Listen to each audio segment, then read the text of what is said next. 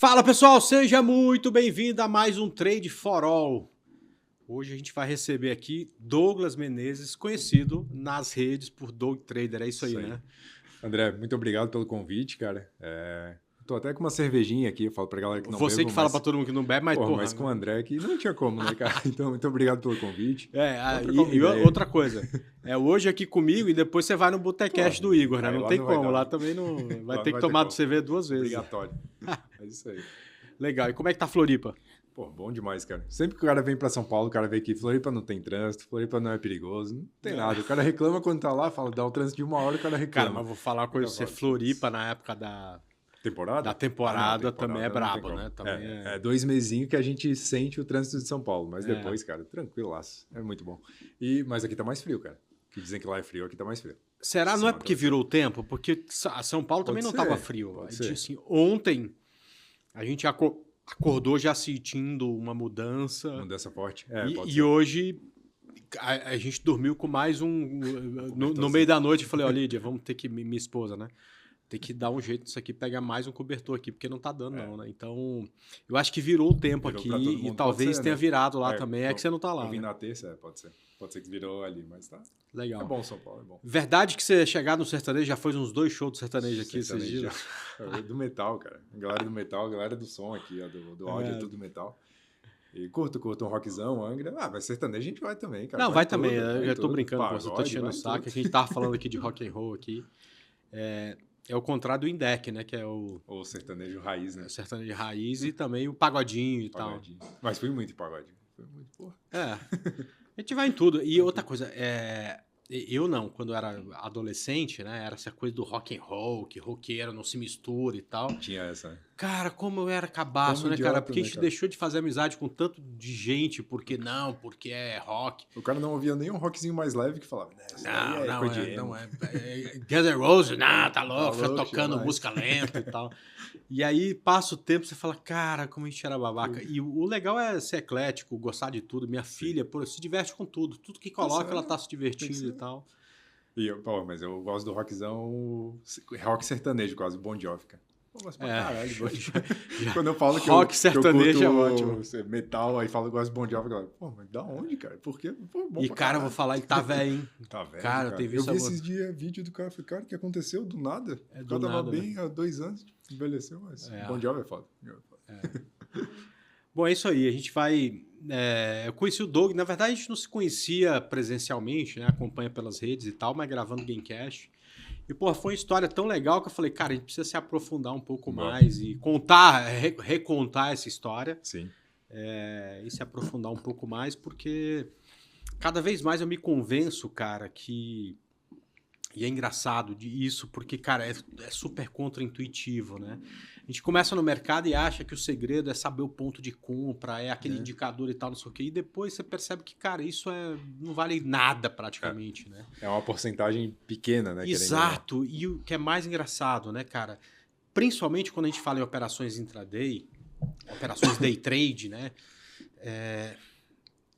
Os insights que você pega de um bate-papo, de uma conversa, de um dia que eventualmente você não está bem inspirado e acaba tendo um dia de fúria e tal, não sei o quê, e aí você vai conversar com algumas pessoas, isso resolve mais problema do que saber aquele puta indicador que dá os melhores pontos de entrada e não sei o quê e tudo mais, né? Então, por isso que a gente... Cada vez mais eu quero estressar exatamente essas coisas, né? Sim, não só a parte técnica ali. Mas a parte gerencial, que eu chamo de gerenciamento de risco, ela é muito ligada à parte emocional, né? Uhum. E eu me lembro da última vez que a gente se falou lá no Gamecast, né? De você contando um pouco da sua história, e eu queria começar daí, né? Você falou que... nessa coisa de se desenvolver como trader, né? Uhum. Você descobriu exatamente alguns gatilhos que atrapalhavam as suas operações, que veio lá da infância, né? Então eu queria que a gente começasse dali, né? Esses gatilhos de escassez, de uma série de coisas que você comentou exatamente. O que veio da infância? Então, cara, eu comecei a perceber que parte técnica, eu não sabia muito, né? A gente sempre tem para aprender, mas, cara, tava muito redonda, o gerenciamento tava legal, mas ainda faltava alguma coisa que, pô, parecia que eu tava errando na operação, mas eu via, cara, a operação tava certa, por que eu saí antes? Tipo, por que eu não respeitei o que eu combinei antes de entrar na operação? Aí eu comecei a ver, claro, com a ajuda de profissionais também, de psicólogos, etc., né? Que mais voltado para o mercado, coach, na verdade, que ela falando, cara, vamos ver como é que tu era na infância ali. Eu falei, porra, pra quê? Não faz sentido, né? Eu tô operando agora, tô com 30 e poucos anos, cara, quase 40. E o que tem a ver isso? Aí comecei a ver, cara, pô, lá na infância não era pobreza, mas não tive abundância e tal, era um pouco mais escasso algumas coisas. E comecei a ver que isso atrapalhava no mercado, por quê? Pô, o cara ganhava, sei lá, X no dia e falava, cara, pô, isso daqui, imagina... Isso eu não posso devolver. Não posso devolver de jeito nenhum, imagina, cara, trabalhava o mês inteiro para ganhar isso, então, cara, tem que guardar isso aqui nas 7 chaves, ou perdia isso, fala, pô, mano, imagina, tipo, minha mãe ganhava de salário isso, eu perdi isso num trade, cara, isso não pode acontecer. Então, ficava com essa coisa na cabeça, obviamente foi quebrando isso, né, ainda, obviamente, em desenvolvimento até hoje ali, para tentar quebrar algumas crenças, mas... Fui vendo que vinha lá da infância. Obviamente, sozinho eu não consegui identificar isso. Essa infância foi aonde? Lá em Floripa? Não, foi em Santos. Agora já ali em Santos. Vicente de Carvalho, na verdade. Mas você tem um sotaque bem de Catarina. De Catarina? Né? Assim, de Catarina de Floripa ali, né? Sim. Você tá lá desde quando? Cara, tô desde os 13 anos. Então teve um pouco ali também. Obviamente teve um pouco ali. E eu mudei muito de colégio, cara. Então, hoje em dia eu não gosto de ficar no mesmo lugar muito tempo. Tipo, eu fico agoniado, aí depois eu comecei a ver que foi por isso. Pô, a gente mudou de casa várias vezes, de colégio várias vezes. Ficava 2 anos num, 2 anos no outro, 2 anos no outro. Mas então, você sabe que eu tenho uma teoria sobre... Eu acho que hoje eu trago isso ainda. Assim. Mas eu tenho uma teoria sobre isso. Eu também... eu morei até os 13 anos no Tocantins, numa cidade chamada Porto Nacional, onde meus pais moravam. E com 13 anos, 13 para 14, eu fui estudar em Goiânia. Foi a minha primeira grande mudança. Porque lá onde eu morava não tinha 2º grau, então meu pai queria que eu fizesse 2º grau numa cidade maior e tal. E Goiânia, para quem é daquela região lá, é igual Nova York. Você fala, vou para Goiânia, é como se você estivesse indo para Nova York e tal. E aí eu fui para Nova York, de Goiás, lá para Goiânia, morei lá. Eu falo que fui sozinho, mas meu pai mandou uma pessoa que trabalhava lá em casa há muitos anos, era como se fosse uma babá, né? Com 14 anos era isso que você precisa mesmo, né? Enfim, mas na época não, eu tô morando sozinho em Goiânia, com 14 anos e tal. E aí, com 17, eu terminei o 2º grau, prestei vestibular e acabei passando na faculdade em Taubaté. E aí, depois em Taubaté, fiz faculdade, me formei, fiquei um tempo lá, me mudei para São Bernardo do Campo e depois outra mudança aqui para São Paulo. Eu sempre acho que mudar, né, não ter essa coisa fincada no chão, primeiro a sensação de que você tem liberdade e que se não tá legal aqui, se você não tá feliz, cara, você larga tudo para trás, dane-se, entendeu? E vamos tocar para frente e tudo mais. E além disso, em cada um desses lugares que eu passei, né, a gente vai errando um monte de coisa e acertando um monte de coisa. Assim, a sensação que eu tenho é que quando eu me mudo, eu posso largar todos aqueles erros para trás. E começar meio que do zero, assim. Exato. Cara, deixa isso tudo aqui para trás. Eu posso começar do zero, mas, claro, tendo passado por tudo isso com mais experiência, eu posso, a partir de agora, reforçar nesse novo lugar, onde eu vou criar novas amizades, conhecer gente nova, começar um novo trabalho e tudo mais. Cara, partir do zero, ou seja, deixar os erros para trás e com experiência para poder cada vez acertar mais e errar menos. Assim, a sensação quando eu mudo é sensacional. Então, eu falo que me atrapalha um pouco, mas nessa questão ajuda, porque se tem uma proposta, alguma coisa, vamos mudar, vamos para tal lugar fazer tal coisa, eu tenho uma proposta de negócio nova que, cara, tem um risco ali, foda-se, eu meto a cara e vou, não tô nem aí. Agora, até conversando aqui, eu tô lembrando, até de trabalho eu não conseguia ficar, trabalho CLT, quando eu ainda trabalhava, eu não conseguia ficar mais de 1 ano numa empresa, cara. Eu começava a ficar agoniadaço. Então, e tava perto de crescer ali. Eu falei, não aguento mais ficar aqui, velho. Eu tenho que sair, eu tenho que fazer coisa nova. E, só que, pra quem quer seguir uma carreira no mercado de trabalho, é horrível isso, né? Porque aí tu não consegue crescer. Mas, cara, pra mim funcionou, né? Até certo ponto funcionou, assim. Então... Pois é, mas aí depois que você largou o CLT, que virou trader e tal, você consegue conviver bem com essa coisa do dia a dia do trader? Sim, então, aí eu vejo isso também, só que eu tô sempre procurando uma coisa nova, tipo, influencer, cara, não precisava ter feito isso, mas vou criar um Instagram e começar a postar as coisas que eu gosto de análise gráfica ali. Aí comecei a postar devagar, daqui a pouco apareceu um cara, pô, tu consegue me ensinar isso? Falei, pô, por que não? Acho que foi 2017 que apareceu o primeiro aluno ali que eu tive, né? Quanto é que tu cobra a mentoria? Não tinha, né? Mas vamos lá, eu te ensino aí, vamos ver como é que funciona. Aí depois apareceu parceria com corretor e tudo mais. Então, querendo ou não, tá sempre aparecendo coisa nova. É o trade em si, mas nas rebarbas tem outros negócios ali. Então, não é algo que... Parece que no trabalho parecia, cara, eu tô fazendo a mesma coisa por um ano e não sai disso aqui, tipo, não tô evoluindo, mas no trade não, tem outras. Mas só para ligar essa parte de trade com a parte educacional, né? Eu sempre me esqueço o nome dele. Clóvis de Barros Filho. É isso, né? Um pensador, um cara super engraçado, o cara da pamonha e tal, não sei o quê. Ele fala muito que você pode aprender estudando, lendo livro, não sei o quê, mas não tem forma mais fácil de aprender do que ensinar. Demais, né? Do que ensinando, né? Assim, eu todo dia falo aos meus alunos, né? Vocês acham que eu tô aqui, quem ganha é vocês, mas, cara... Eu tô ganhando muito. Tô ganhando muito mais, né? Porque, por exemplo, eu às vezes... Eu me pego, puta, não é possível que eu vou ter que repetir de novo a importância do porquê que a média móvel é importante, né? E por que eu não posso comprar longe das médias. Mas, cara... Reforça cada vez mais. Reforça cada vez. Não tem problema se eu tô a 20 não, né? Eu comecei a treinar a 20 e eu dou aula a 10, 11, Sim. 12. Mas não interessa, há 12 anos eu falo a mesma coisa todos os dias. Cara... Eu sou o cara que mais sabe a importância das médias móveis que eu conheço, porque eu repito isso todos os dias. E você passa a acreditar realmente naquilo, né? Porque... Ou você é um 7-1, né? Porque se você fala um troço que não faz sentido nenhum, porque... Mas se você ensina aquilo com vontade e tudo mais, e entende que aquilo é verdadeiro e aplica, cara, ninguém sabe sobre aquilo tanto quanto você, né? É que nem, cara, a galera fala que os caras falam assim, rei do pullback. Porra de rei do pullback. Mas eu gosto muito de operações com pullback. Só que... E no primeiro curso que eu dei, talvez eu não tinha muita didática para dar aula, hoje em dia sim. E eu tive que explicar 1000 vezes como é que funcionava e os caras não entendiam. Eu falei, porra, mas não tem porquê. Aí eu comecei a explicar para amigos que não entendiam nada de mercado. Aí os caras, assim tá difícil de entender, não dá para entender. Porra, assim, agora dá para entender.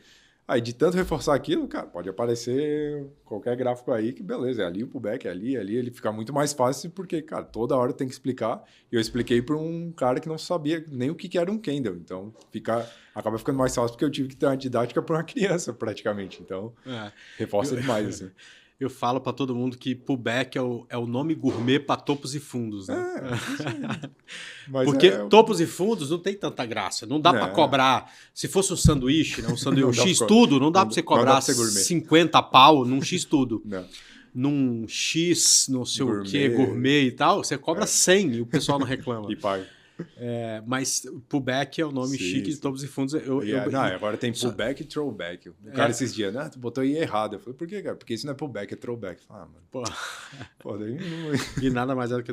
Agora, deixa eu te falar uma coisa. Você falou de começar a ensinar, ter as primeiras pessoas te procurando e tal, não sei o que, em 2017, 2018. Mas você chegou no mercado bem antes disso, né? Então, eu cheguei lá em 2011. É o que eu tava te falando, 11 ou 12, mais ou menos nessa época, eu operava pela TOV, antiga TOV. A TOV. Comprando umas ações bem boas, Tectoy, uns mico... E, cara... Porque não tinha alavancagem que nem a gente tem hoje. Não. Até tu pode me falar melhor, eu não lembro exatamente, mas acho que não tinha, né? Não tinha. Com ações não tinha. Tinha zero alavancagem. Com ações não tinha. Mas a TOV, muita gente do varejo operava por ela, porque primeiro, a corretagem mais barata que existia no nosso mercado era de R$10. Ela veio para o mercado cobrando 5. R$4,90 eu acho que era. Porque eu estava olhando a sinal de corretagem. Era R$5 mesmo? Eu acho. Ou R$4,99, alguma coisa assim. Eu estava olhando a sinal de corretagem que tinha lá. E...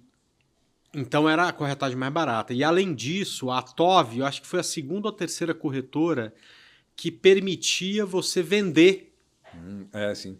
No day trade. Antes não era, você só podia comprar. Eu acho que a Interfloat foi antes dela e depois a TOV. E o sistema de riscos dela era falho na venda naquele momento. Então ela tinha... Nossa, era um sistema de risco meio na mão, mas mesmo assim eles resolveram abrir e aí você poderia, a partir de um certo momento, vender. Coisa que, como eu te falei, eram 2 ou 3 corretoras que tinha na época. Então, se o mercado caía, ou você não fazia nada, ou você Esperava comprava um ponto. contra a tendência, você não Sim. podia vender. Eu tô falando de day trade, tá, gente? Sim. E no swing trades tinha o aluguel, mas eram pouquíssimas as corretoras que deixavam você alugar sendo investidor de varejo. Tem 1 milhão na conta? Tem. Então você pode alugar, você pode fazer o que você quiser. Eu te dou até alavancagem. Agora, você tem 50 mil na conta, vá a merda, entendeu? Não é A nada. TOV também aceitava isso. Tanto é que na crise de 2008, eu tinha conta na Interfloat e na TOV. E eu me lembro de alugar Sadia num dia. Eu vendi Sadia no day trade. E aí deu 3:30 da tarde, eu falei com o meu assessor, a TOV tinha alguns assessores. E aí eu falei, cara, eu quero dormir vendido com papel e tal, como é que faz? Não, no outro dia, Sadia quebrou. Assim, era a crise de 2008 Sim, e tal, sim. né? Já E aí ainda não tava. Teve um gerente dela que... um diretor de financeiro que fez lá um trade com dólar que deu super errado, quebrou a empresa com isso aí. Cara. Ela amanheceu caindo 25% e eu vendido com Sadia de um dia pro outro, alugado, né? Que trade lindo, porque eu sabia, porra nenhuma, sorte do cacete, né? Mas assim, alguma coisa gráfica te indicou? não, ali? ela tinha rompido o fundo. Naquela época tava tudo Sim. caindo, então Sadia, tudo tava caindo, então não tinha novidade nenhuma, tava tudo era caindo. só vender e foda-se. Mas eu dei a sorte de estar. E eu lembro que era na TOV, né? Inclusive, esse cara que era assessor. Cara, esse mundo é muito pequeno, né? Um dia no Gamecast, os caras falam, cara, a gente vai entrevistar o assessor, um gestor de fundo que teve o melhor desempenho de 2021. E aí, cara, eu falei, puta, esse nome, Zen, não é estranho. Na hora que chegou, era esse cara, foi meu assessor massa, e o cara virou o fundo de investimento com o melhor resultado de 2021. Com o teu trade de Sadia. Oi? Com o teu trade de Sadia. Porra, e é um puta fundo legal que o cara tem hoje em dia. Porra, me diverti, porque eu não tinha encontrado com ele durante muito tempo e tal. E era na TOV, foi uma corretora muito usada pelo varejo. Depois aí deu um puta monte de problema, se envolveu, sei lá o que é. Fechou a corretora, não tem mais, né? Então você operava mico, porque não tinha alavancagem. Mico era aqueles ativos mais baratos, R$1, 50 centavos, 9 centavos. Às vezes centavos, mais barato que a opção a seco ali. E eu operei bastante mico, cara. Depois comecei a fazer um day tradezinho em ação. Aí ali perto dos 5, aí pegava Klabin, que até te falei, é uma das primeiras ações. Eu acho que foi a primeira ação eram que eu comprei. baratas. Acho que foi a primeira ação que eu comprei Klabin. Gostava pra caralho de operar Klabin, só que era mais day trade. Só que, pô, na época não tinha... O Profit eu lembro que era caro pra cacete na época. E não roteava, você tinha que rotear pelo home broker. Aí eu olhava o Profit e operava pelo home broker. Só que, cara, tinha delay, tinha um monte de coisa. Era uma bosta, assim, mas era o que tinha ali na época. Cara, a gente nem sabia que era uma bosta, porque era o que tinha. Então... Não, e achava bom pra cacete, porque o Profit era animal, né? Tipo, aí ainda quem liberou era um parceiro meu que me ensinou trade, né? Que ele tinha uma escola de trade. Eu comecei por isso, comecei antes até, né? Eu fui numa Expo Money. Acho que não tem mais, né? Era feira, era a maior feira era a única feira de investimento. Era a única feira de investimento. Eu fui numa Expo Money lá em Floripa em 2011, finalzinho de 2011, é isso. Então eu comecei por ali. E lá teve várias palestras de investimento e sei lá o quê, só que tava muito cheia todas. Tinha stand da Anelógica, se eu não me engano, porque foi lá que eu conheci o Profit. E tinha um stand que tava... Cara, tinha umas 4, 5 pessoas. Stand não, uma sala que tinha 3, 4 pessoas. Eu falei, pô, vou ali porque aí dá pra eu ficar perguntando pro cara. E esse cara operava análise gráfica pura, assim. Quem que era? Deonir Tomazelli. Cara, hoje em dia ele tem um sítio, eu não quero nem mais saber de mercado financeiro. Eu não lembro. Não, ele não apareceu, assim. E só que ele tinha uma escola de investimento lá em Floripa, que era Traders em Ação. Ele ensinava análise técnica, análise fundamentalista. Era basicamente isso presencial.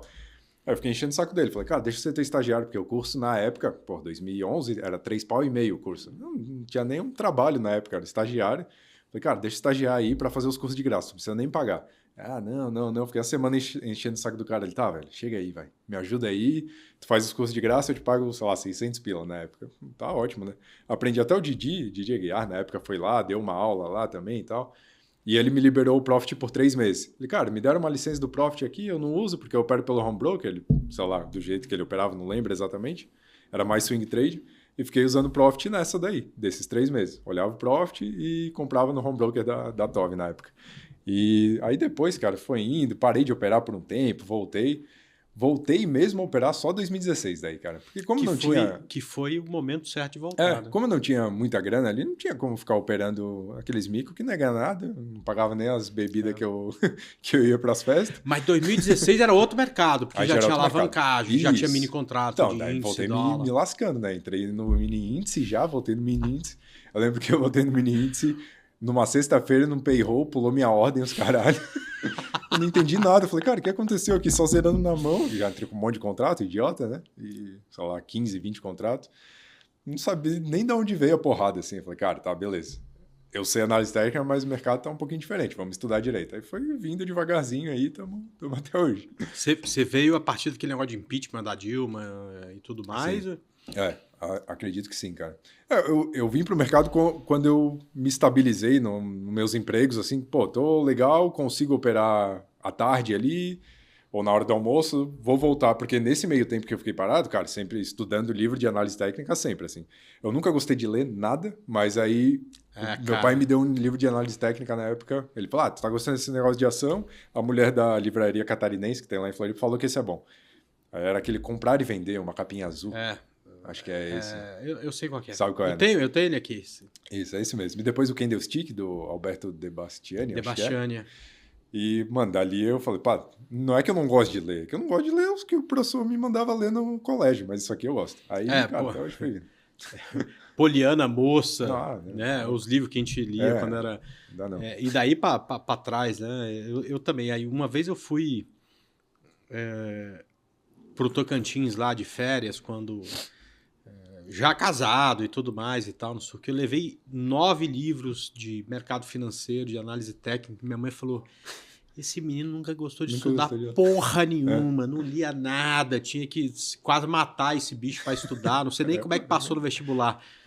Trouxe esse monte de livro aí, acho que ele achou que ele vai querer fazer na vida, porque não é possível, entendeu? Mas hoje em dia eu, cara, só leio coisa de mercado. Até esses dias eu tava pensando, pô, preciso ler outra coisa, né, velho? Eu pedi indicação pros amigos, porque eu não sabe nem mais. Não sei, cara, o que fazer. Aí, não, vou ler coisa de, sei lá, psicologia, mas aí é o Trading the Zone, é coisa de mercado. Tipo. Então, eu queria explorar um pouco mais essa volta sua a partir de 2016, né? Porque aí você encontra um mundo completamente diferente. É um mundo que agora tem alavancagem, tem venda, tem compra, tem corretagem zero. Porra. Né? Em 2016 ainda, não sei se já tinha a zero ou era muito barato e tal, né? Não tinha RLP, mas e tem esses produtos de futuro com liquidez pra cacete, que é o índice dólar. Foi por aí que você voltou, né? Quer dizer... Saiu do mico, voltou já na... Só o cara drogado, né? só drogas pesadas. Só droga pesada. Então, eu voltei em 2000... Foi final de 2015, começo de 2016, ali, não lembro exatamente o mês. Mas voltei no dia de payroll. Bom demais. Já tomou já tomei a porrada sem saber de onde pulada vinha. de stop. Pulou stops, cacete. Hoje em dia não pula mais tanto, nem em payroll, não, né? porque tem liquidez demais, muita liquidez, né? Mas na época, eu tava com o stop offset ali. Stop offset, né? Que fica... a dispara execução, né? Curtinho pra cacete, né? Outra nem coisa sabia o que era direito. Cara, voltei achando, não, sei tudo e vamos já operando. Eu fiz errado, não façam isso. Vai devagarzinho ali. Mas aí... Tomei essa porrada, ainda bem que eu tomei a porrada num dia. Aí estruturei direitinho e fui subindo devagar ali. Mas foi bom voltar para o mercado, cara, porque nesse tempo todo eu não parei exatamente. Eu tinha umas ações de swing trade ali, olhava de vez em quando. Só que estudando o mercado, como eu te falei, sempre tava, cara. Porque eu gosto mesmo de análise gráfica, análise técnica. Na verdade, eu vim para o mercado, não foi nem para operar, era para ser CNPI na época.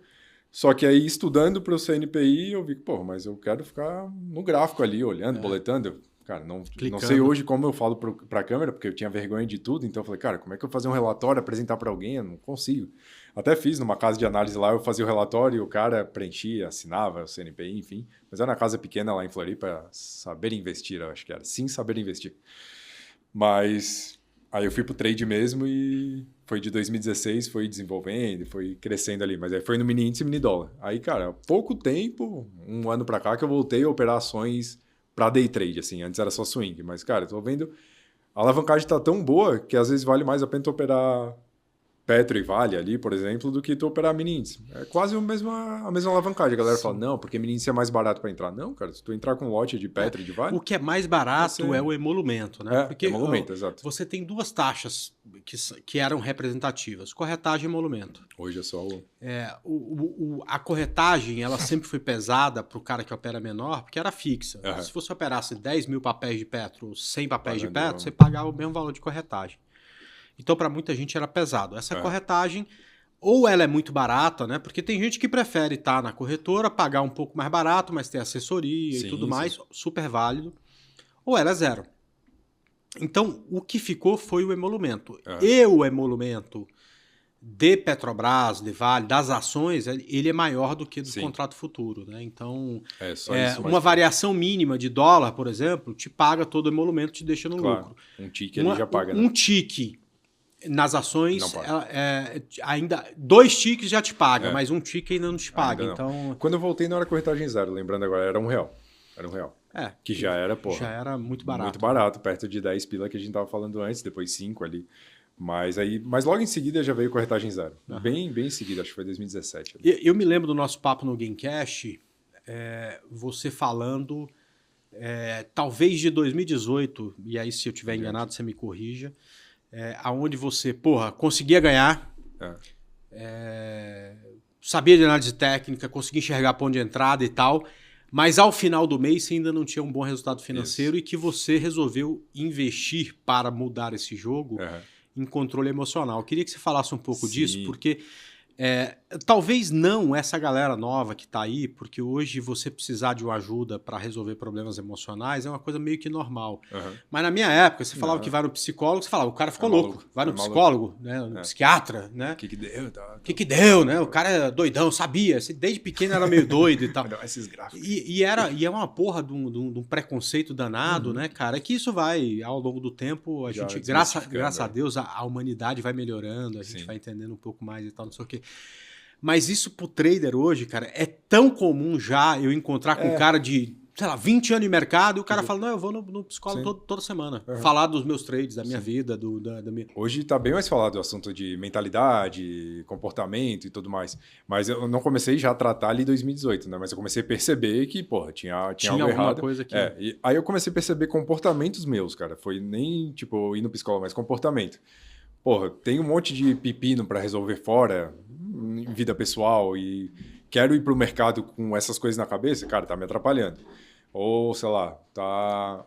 Aí é coisa física mesmo. Onde eu opero minha trade station lá, tá bagunçada, tá tudo desorganizado, cara, me atrapalhava também, porque eu sou um cara meio chatinho, metódico. Toda hora eu tô arrumando as coisas aqui. Eu vou te mostrar daqui a pouco lá meu escritório também. Tudo eu sou um pouco mais bagunçado com algumas coisas e tal, mas eu tento ter bagunça tudo no organizada. Lugar, Então, cara, comecei a perceber esses comportamentos e aí comecei, beleza. Eu tenho que estar, pelo menos, me alimentando bem durante a semana, fazendo exercício, exercício, cara. Uma outra coisa que eu lembrei do Gamecast, você falando que você começou a fazer exercício para ajudar na cabeça, velho. Porque eu via que, semana ou mês que eu tava fazendo direitinho, o estresse diminuía, a ansiedade, não era nem isso, a ansiedade diminuía. Cara, comi direitinho, fui pra academia, fiz as coisas, a ansiedade diminuía pra caramba. Isso ajuda demais no trade, porque se tu tá ansioso operando, fudeu, né, velho? E aí, depois de um tempo, acho que foi quase 2020 que eu comecei a tá, beleza, vou ver alguém que entenda de mercado. Porque eu tentei uma psicóloga era... Você falou, mas conta pra galera. Puta que pariu. Tô com problema no trade. Ela falou, então para de operar. Tentei uma psicóloga, falei, mas eu não consigo, aí eu não sei a hora de parar. Ela falou, mas é só parar, desliga o computador e para. Mas boleta lá e vê como é. Não é só parar. Se fosse só parar, eu não tinha vindo aqui, né, cara? Tinha resolvido sozinho. Aí eu falei, não, mas tem que procurar alguém que saiba de mercado, que pelo menos operou, sei lá, por um mês que seja, boletou para entender o que a gente sente, como que é, né? Aí fui atrás de uma coach de mercado ali, que ela já atende uma galera, 10 anos, sei lá. Atende Quem uma que galera. É? A Cissa Grilli. Ela atende uma galera já, acho que dá aula na B3, se eu não me engano também. Aí, ela ali que me ajudou legal, assim, de falar, cara, esses comportamentos... Que é coisas que o cara já sabe, só que alguém tem que falar de fora, velho. Porque eu falo para alguns alunos, cara, faz acompanhamento. Mas é caro. Caro, você tá ganhando 5 pau no dia e terminar menos 5. Isso, cara. Isso custa 10 mil. Eu te garanto que esse psicólogo ou a psiquiatra vai custar menos que isso. Exatamente. Né? Eu falo, cara, não é caro, velho. Tu vai ver a mudança que vai dar. Pô, foi um mês, acho que, de acompanhamento e já senti uma diferença do cacete. Eu falei, mano, porra, era só isso que faltava, coisa que eu tudo já sei, só que alguém precisava falar. E, Precisava cara, mais e o isso, que é isso, mais cara. engraçado, né? Provavelmente ela deve ter te falado coisas tão óbvias. Sim, era muito óbvio. E ela sempre falava, cara, tu sabe que a resposta, quem tá dando é tudo tu. Eu falei, eu tô te pagando pra quem então? Ela falou, tu que dá as respostas. Aí eu via depois, eu falei, pior que sou eu, cara. Mas por que eu não fazia? Tipo, que merda. Esse dia eu tava no Gamecast também entrevistando o cara, que o cara ganhava de manhã e perdia de tarde. E aí a psicóloga falou isso pra ele. Eu falei, quer dizer, tu já tava cansado de saber, mas é engraçado, porque você não consegue perceber, cara. Às vezes você tá tão imerso naquela coisa do gráfico, de não sei o que e tal, não sei o que alguém precisa te mostrar o óbvio. Sim, cara. Por isso que eu acho que esses podcasts que a gente grava e tal, não sei o que, são tão interessantes pro cara que tá de fora. O cara que tá porque às vezes os nossos erros ali, cara. Exato. Às vezes o cara tá ganhando de manhã e perdendo de tarde e não consegue perceber. A gente tá falando sobre isso e ele vai falar, porra, eu acho que pode ser isso que acontece comigo. Tá operando à tarde, cara. Eu desinstalei o Profit do celular, não tenho mais Profit no celular. Porque eu saí do escritório, fico das 9h30 no escritório, depois eu vou pra casa. Eu falo, foda-se o mercado. Só que à tarde, pô, tá ali é rapidão, né? Dá uma olhada. Putz, apareceu o ponto exato que eu queria comprar. Aí eu falo, não, cara, se eu organizei que é das 9h ao meio-dia, que o neurocientista fala pra caralho isso, que tua mente funciona muito bem por umas 2-3 horas. Sim, eu falo sobre isso. Eu já vi tu falando bastante. De um determinado assunto que tu esteja falando, ou uma atividade que tu esteja fazendo, cara, ela vai funcionar no pico máximo, né, na melhor performance durante 2-3 horas. Depois começa a cair. E a gente percebe no trade que começa a cair, cara. Não adianta. Trades que eu fiz à tarde, que eu fiquei o dia inteiro olhando, e depois eu fui analisar o trade que eu fiz. Falei, por que eu fiz isso, cara? Não fazia nem sentido. Era pra ter entrado um pouco antes ou um pouco depois. E o cara entrou no meio porque eu já tava de saco cheio, eu já queria. Então, cara, organiza o tempo. Teve uma época que eu só operava à tarde, mas aí eu só ia pro mercado à tarde. Eu não olhava de manhã. Exato, eu esperava ele formar, que foi... Eu acho que foi 2018, cara, que eu não consegui identificar nada de manhã. Era muito estranho.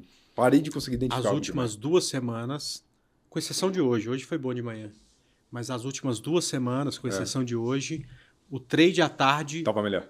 Muito melhor do que de manhã. Assim, a coisa tá travada de manhã, travada, de repente começa a andar pra cima ou pra baixo à tarde. A galera que eu opero junto falou isso, vamos mudar a sala pra tarde, cara, porque a sala tá muito melhor. Eu falei, cara, vou ter que mudar um pouco minha rotina, porque não tô acostumado a operar à tarde. E também daqui a 2 dias isso muda. Volta. Então, no longo prazo não vai servir. Não vai fazer nenhuma diferença. O moleque estuda de manhã, então tá tudo certinho. Deixa ele na creche, vou pro escritório, volto, pego ele. Então, hoje tá tudo redondinho, assim. Mas a parte mental, cara, ou de... Não precisa nem... Não tem grana nenhuma para ir no psicólogo. Não devia nem estar operando também, né? Mas não tem como ir, cara. Tenta mudar alguns comportamentos que tem no dia a dia. Ou identificar isso. Até tenta isso de organização da tua mesa, ou de fazer um esporte para liberar dopamina, endorfina, sei lá. Mas para tentar liberar um pouco do estresse, que, cara, vai ajudar demais, assim. Hoje eu tô já desde segunda aqui, desde quinta passada tô aí sempre pra academia, cara. Sinto falta... Fico meio ansioso, eu fiquei puto com o trânsito. E não é coisa que eu fico puto, eu nem tava dirigindo, nem precisava ficar puto, mas eu sei que é porque falta alguma coisa no dia. Mas vamos embora. É isso aí.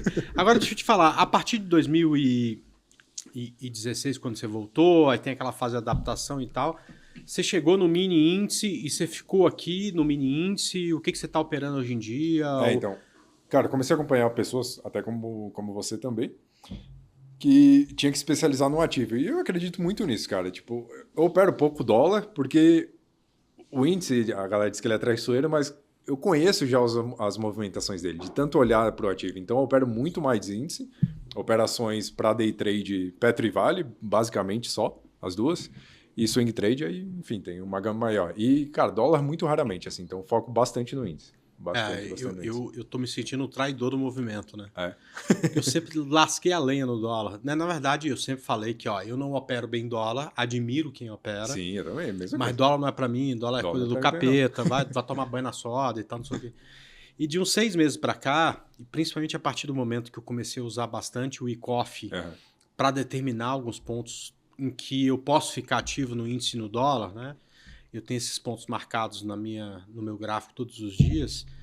E eu comecei a perceber que, para mim, esses pontos funcionam melhor no dólar que no índice. Então, e como eu gosto de trade longo, o dólar tá me proporcionando isso. Cara, que alegria que eu tô de finalmente... Eu não sei se é definitivo. No dólar, pelo menos nos últimos 6 meses, isso tem Tem rolado. Eu virei amigo do dólar, cara, e eu tô me sentindo traidor, porque agora tem um cara que tá lá na sala comigo, é um ex-aluno que... Pô, o cara é muito bom. Uhum. E ele meio que conhece o índice muito, até melhor do que eu e tal. O cara fala as coisas, eu falo, não vai. Aí daqui a pouco vai. Eu deixo ele que meio que toma conta do índice. Do índice e pega no dólar. E, cara, aí eu já até falei pra ele, também não dá palpite no dólar, porque no dólar agora eu que tô entendendo esse troço, entendeu? E tô, cara, todo dia. Tanto é que, tipo assim, hoje a gente tá posicionado no swing trade com, sei lá, 10, 12 ativos na compra e tal, não sei o quê. E eu tô vendido em dólar, já levantei 2 vezes aqui pra... como não é ao vivo, eu já levantei 2 vezes aqui pra ver a posição e tal. Então... Eu tô me sentindo meio traidor no negócio. Mas você se especializou mais no índice. Mas, cara, eu vejo o dólar isso. O dólar, ele anda mesmo, né? Quando ele anda, ele toma uma direção e vai embora. Assim. O índice é meio... Só que o seguinte, cara, haja paciência, né? Porque ele, às vezes, fica... Ele desce para o novo patamar, fica ali 1 hora, se acostuma naquele novo patamar, e aí ele mexe de novo. Então, tem que ter muita paciência. Assim, é pro cara que inimigo do fim. Sim. E eu acho que é tão difícil acertar o ponto de entrada certinho que na hora que eu acerto eu não quero mais sair. Porra, eu só quero sair no final do dia. Tá tudo bem. Montou, boto lá stop e tal, não sei o que, e vou fazer outras coisas. Mas tu leva a operação? Sim. Assim, as operações do dólar, elas duram 2, 3 horas em média. Porque tem operações mais rápidas no começo do dia e as que eu faço mais perto da hora do almoço, tipo assim, eu não gosto de iniciar nada à tarde. Então, as que eu faço mais perto da hora do almoço, geralmente leva a tarde inteira para desenvolver. Ontem a gente vendeu o dólar, fui zerar o dólar faltando minutos para acabar o pregão, porque ele ficou em tendência o dia inteiro, então não tem por que você mexer. Porra, já é tão difícil acertar a entrada, você acertou, o negócio tá lá caminhando pro teu lado, não dá para mexer. Né? Então, o índice ultimamente tá foda, é isso, cara. Não dá para tu levar, porque ele vai... Pouquíssimo tempo ele volta tudo pro patamar que tava e fica naquele enrosco desgraçado ali. Últimos dias, aliás, últimas semanas. Ai, meu Deus do céu. Não, o Maio ele teve a mania de mexer nos primeiros 15, 20 minutos e depois dar uma parada terrível, né? Aí que eu gosto do mercado de ações, porque é o seguinte, o índice depende de Petro, Vale e bancos. Quando essas estão olhando para o mesmo lado, aí o índice ou sobe 1.000 pontos, tá pro lado, outra tá pro 2.000 ou cai 2.000. Agora, quando você tem banco forte, Vale fraca, cara, é um cabo de guerra que não tem como ganhar bem dinheiro. isso, tá tudo forte, mas a Vale tá fraca, cara. Parece que morreu, né? Eu olhei o gráfico hoje de manhã, para não dizer que eu não olhei, mas estou até com o TradingView que tem atraso ali, para não ter o perigo de operar. Mas eu olhei hoje de manhã, ela tá de lado aqui, não andou 300 pontos para cima. Mas aí a Vale ganhou força, bancos ganharam força, Petro estava forte desde o começo do dia, o mercado deu uma porrada para cima, Depois olha. Já a ansiedade de dar uma olhada. Hoje tu devia ter operado, porque o mercado, ele tinha, você que gosta de pullback, cara, assim, olha, eu tenho certeza que tu ia pegar, porque tinha uma lateralização. Aí o índice rompeu para cima a lateralização e voltou e fez um pullback e encontrando suporte na massa da lateralização. Lindo. E foi para cima, subiu embaixo, 1.000 pontos. Dali ele subiu 1.000 pontos, né? Então... Bom, enfim, mas aí você falou que você agora está também dando uma olhada nos ativos justamente para fugir dessa história do índice. Então, se Petro vai para um lado, Vale vai para o outro, não tem trade no índice, tem trade em Petro, tem trade em Vale. Então você também gosta de... cara, e o mercado financeiro é tão grande para o cara ficar só num ativo ali. Tipo, tem tanta coisa. Até se o cara for pro Forex, Nasdaq, aí tem mais ainda, né? Mas tem tanto ativo para ficar só no índice dólar. Eu falo muito isso para a galera ali, que entra e fala, mas eu não entro em dólar porque eu acho caro. O pessoal iniciante que está começando... ele é mais caro, né? Querendo ou não. Então, tem ativo pra cacete aí. Palavrão pra caralho. Não tem problema. Tá tudo liberado. E aí eu queria, já que a gente falou de um pouco de ativo, de time de mercado, eu queria falar um pouco de análise técnica, né? Eu me lembro de ter conversado com você no Gamecast e percebi que seu operacional é bem simples. Como eu acho que tem que ser. Assim, porque às vezes fica até um certo ar de decepção quando eu explico para alguém o que eu faço. E o cara fala, cara, não é possível que é só isso, né? E o teu operacional também é bem simples, né? Cara, hoje uso algumas médias também. Não usava até, sei lá, 2 anos atrás. Comecei a usar para ver movimentação e tudo mais, mas, cara, Padrões gráficos eu uso, não figura de candle. Cara, hoje em dia já o índice não respeita. Pode outro ativo respeitar. O índice não respeita porra nenhuma de figura de candle. Mas padrão de candle, tipo ombro, cabeça, ombro, pivô, bandeira. Bandeira eu uso muito.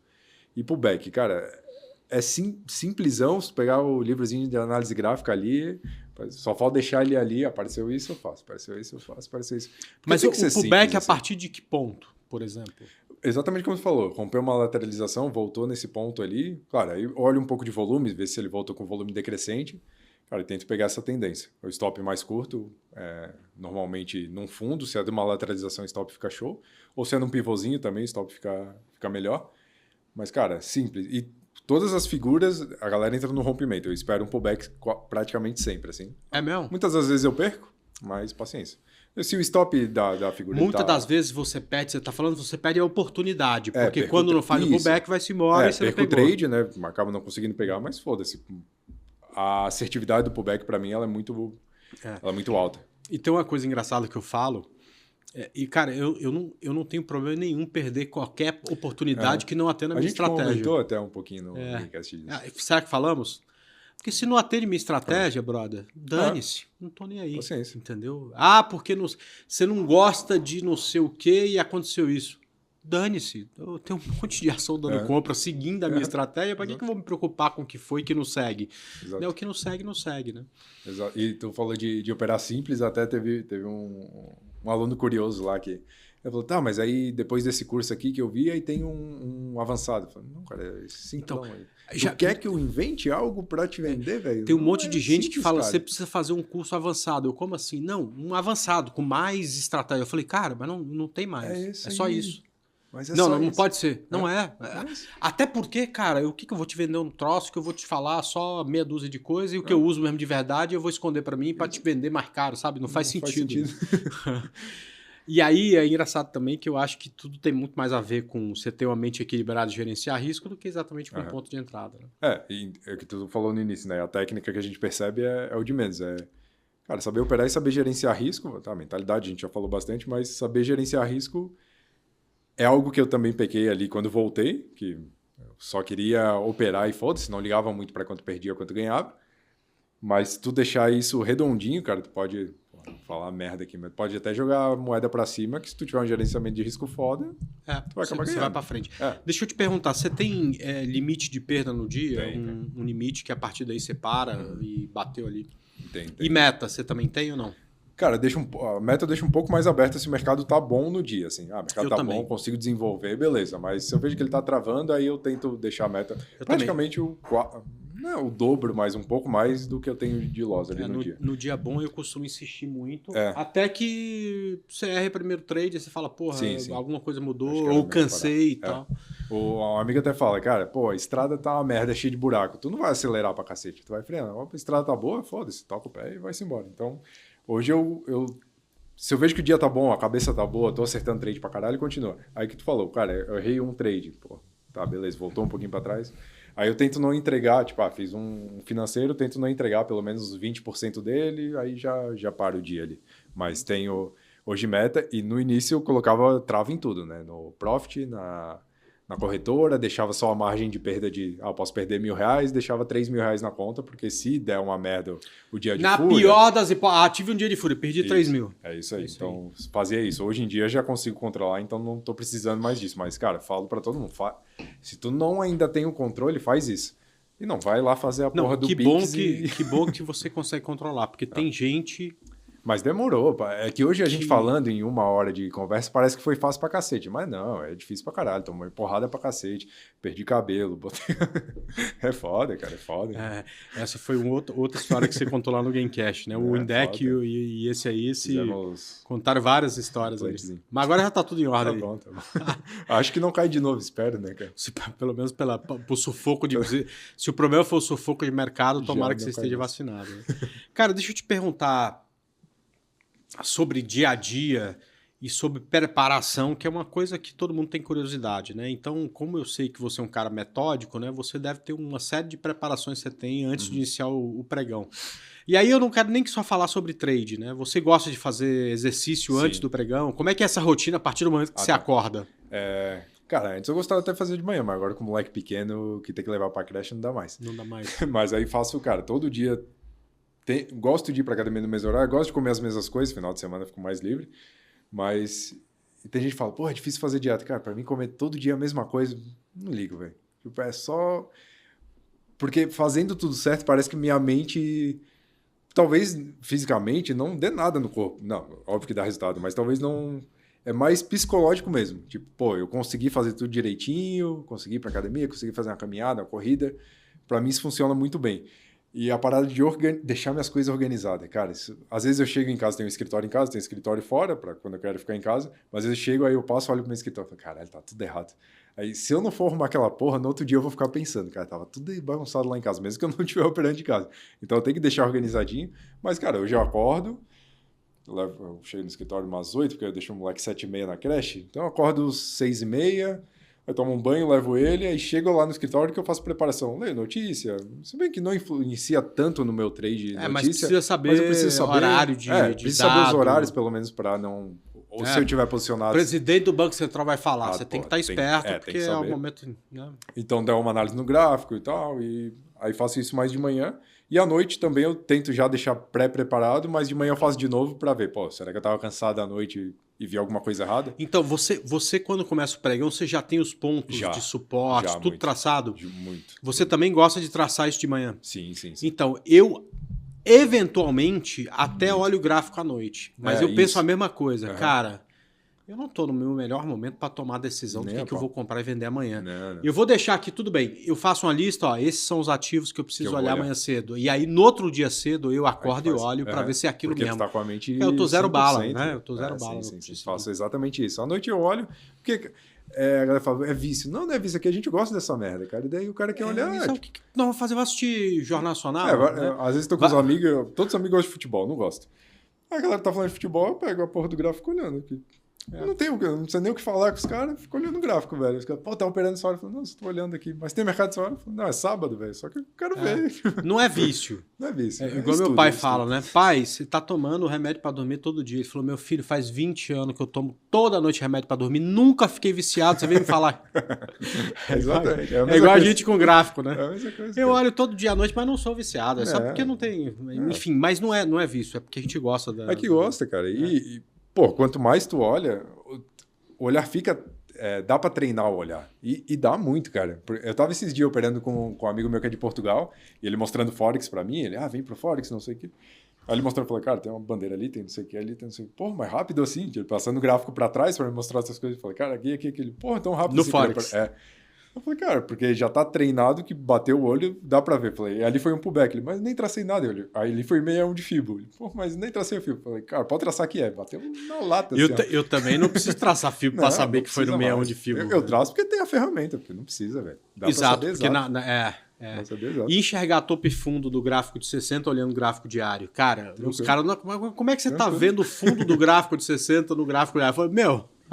Como você não tá vendo? A minha dúvida é como é que você não tá vendo. Tá ali, FIBO é uma coisa que eu gosto bastante. O que eu falo que tem operações de pullback. Tem pullback em média, tem pullback em FIBO, tem pullback em figura. Pullback em FIBO você usa também? Também. Quer dizer, não é o pullback, 50% é retração de FIBO ou não? Eu gosto mais do 61. Então, eu também.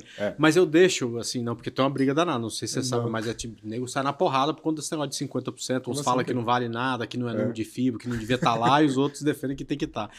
Eu gosto porque é uma referência, porque não tem que ir a 61,8. É aquela região. É a região do Então, 61, quando eu coloco 50 e foi no tipo 55, pra mim tá tudo bem. Já ali. Já, se fizer o pullback ali, já tá tudo, ótimo. Tudo certo. É na região, né? Que a gente fala ponto de suporte e resistência porque o cara tem que traçar uma linha pra ter uma referência, mas é região, é um pouquinho pra cima, um pouquinho pra baixo. É exato isso que eu penso. Normalmente eu traço até uns retângulos assim, só que como eu mando pra uma galera de amigos e alunos e tal, aí tem que ter uma linha pros caras saber e colocar no gráfico deles ter uma referência, mas é região, né? Então... Só que, cara, depois que eu coloquei FIBO, eu vi como a parada é bizarro, né? Que, cara, respeita em qualquer ativo, em qualquer tempo gráfico, em qualquer período, é uma doideira. Não, e causa, assim... assim, porque tem algumas coisas que a gente consegue explicar, por exemplo, um suporte, uma resistência e tal, não sei o quê. O FIBO é uma coisa meio mágica, porque no final das contas, tudo bem, é usado na arquitetura, mas porra, por que essa merda dá certo aqui no gráfico, entendeu? Por que para ali? Sendo que não tinha...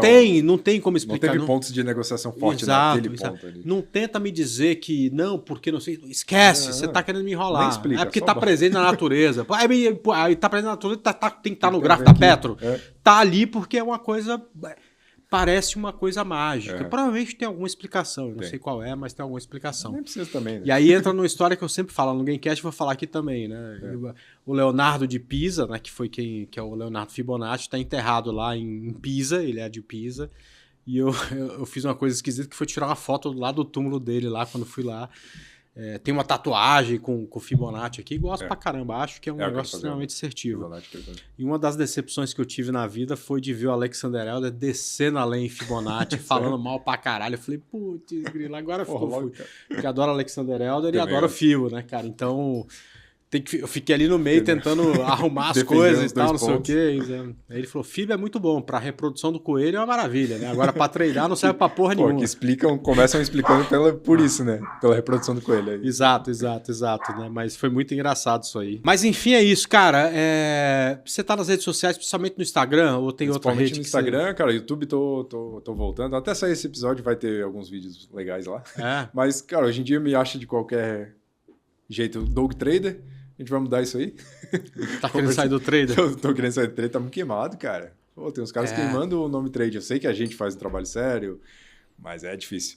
Mas me acha em qualquer lugar como Dog Trader, no Instagram, cara, me chama lá, tem qualquer dúvida, vou ajudar. Não tem dinheiro para pagar um curso, foda-se, me chama, a gente troca uma ideia, fala de gráfico, não sei nada de tape read, mas não sei nada mesmo, assim, tu manja alguma coisa, me dá uns toques aí. Pra mim aquilo lá é grego, mas tamo aí.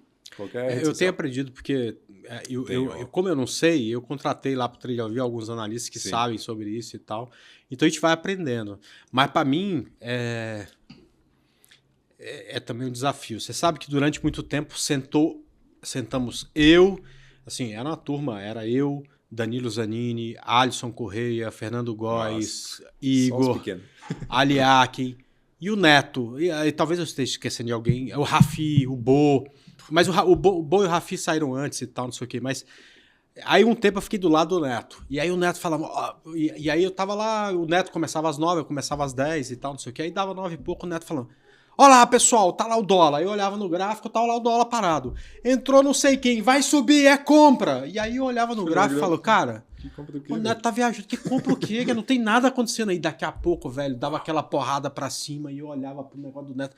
Fala, cara, como que ele viu isso? Como é que esse cara viu esse negócio aí, entendeu? Mas só que começou, acontece uma vez, você fala, não, o cara falou, mas... Deu sorte. Aí acontece 2 vezes, e aí começou a acontecer todo dia, né, cara? E aí só que eu tenho dificuldade de ver, assim, eu tiro o chapéu pra caramba desses caras. É algo que eu quero aprender ainda, mas tem dificuldade. Esses caras enxergam coisa que eu não consigo ver, assim, são sensacionais e tal. É uma visão rápida ali, esse negócio passando. O Luciano, que é o cara que eu contratei, que pro Trade ao Vivo, porra, super contratação, ele tá com a gente há 1 ano já e... Cara, e é uma calma, sabe? Que no book não dá para você olhar para aquilo ali, passando ali e você ser calmo. Né? E ele fala, olha, pessoal, ali, e aí, cara, e vai, o negócio vai, é uma coisa impressionante. Cara, eu não consigo deixar o meu gráfico vermelho e verde, porque eu já acho que fica muita cor e me agonia pra cacete. Eu também, o meu é preto. Fundo preto. Branco e candle preto. Isso pra mim é só que... E as médias deixo mais ou menos da mesma cor, porque fica muita cor. Aí as outras coisas eu até deixo, mas em outra tela pra não me atrapalhar. Ficar vendo aqueles números correndo, um monte de coisa, cara, vai ser difícil, mas eu vou aprender. Uma hora a gente Não, beleza. Então, não sendo tape reading, pode perguntar o que for. Pode perguntar o que for também. E se eu não souber, a gente vai atrás e ajuda. Legal. Bom, as nossas redes tá sempre Trade 4ALL, Trade for All, pode nos procurar. Aliás, não só esse podcast vai estar no nosso canal de YouTube, quanto alguns cortes do que a gente falou aqui também vai estar. Aí, Doug, quando sair eu passo para você aí, para você divulgar também lá. Tamo beleza? Junto. Obrigado, mano. Muito obrigado, cara. Sucesso aí e vamos que vamos. Valeu, pessoal. Até o próximo. Tamo junto.